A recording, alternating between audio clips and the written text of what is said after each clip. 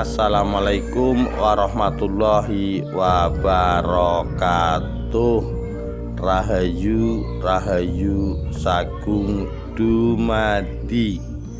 Ilmu panglimunan raga Pangeran Purbaya membuat jin sepanjang bertekuk lutut. Ditulis oleh Galih Pranata, Selasa 21 Desember 2021.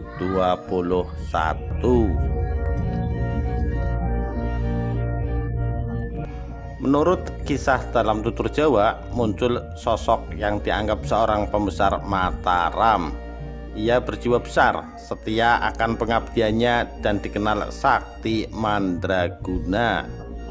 Ia juga dikisahkan dalam catatan kolonial, terlibat dalam pertempuran-pertempuran melawan Belanda yang dikenal dengan gelar Pangeran Purbaya.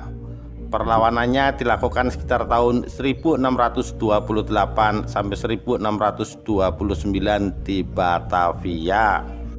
Kisah kemunculannya telah disaksikan oleh seorang Belanda bernama Van Guns yang berkunjung ke keraton pada tahun 1668. Guns melaporkan dari kunjungannya bahwa ia bertemu dengan seorang bernama Purbaya. Adanya kabar dari Van Guns yang bertemu dengan Purbaya juga diperkuat oleh utusan Belanda berikutnya yang bernama Verspreid.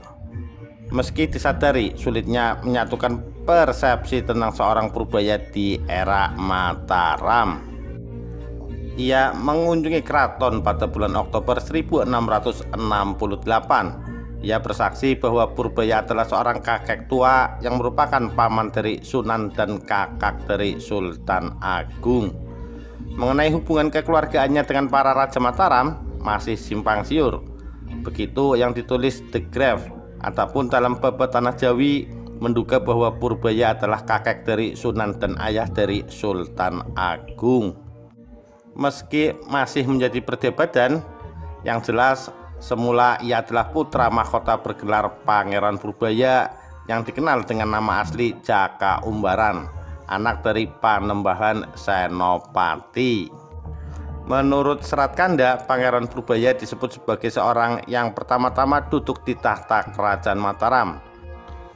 Tulis The Grave dalam bukunya Desintegrasi Mataram di bawah Mangkurat I, terbit pada tahun 1987.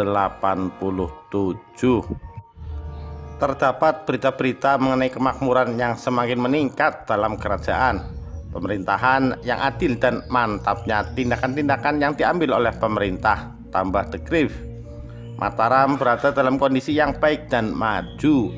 Hal itu juga tak luput dari kepercayaan rakyat akan kehebatan sosok Purbaya yang tengah bertata kala itu.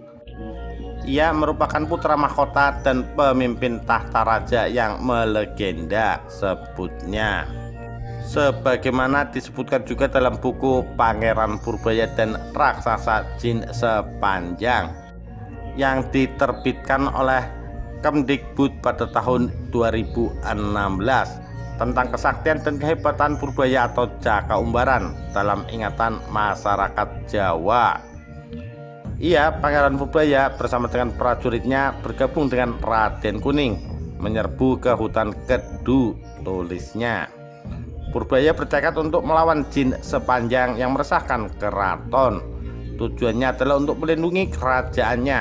Kala itu ia bersama prajuritnya mengepung seorang bernama Sonta yang ia yakini sebagai jelmaan jin sepanjang.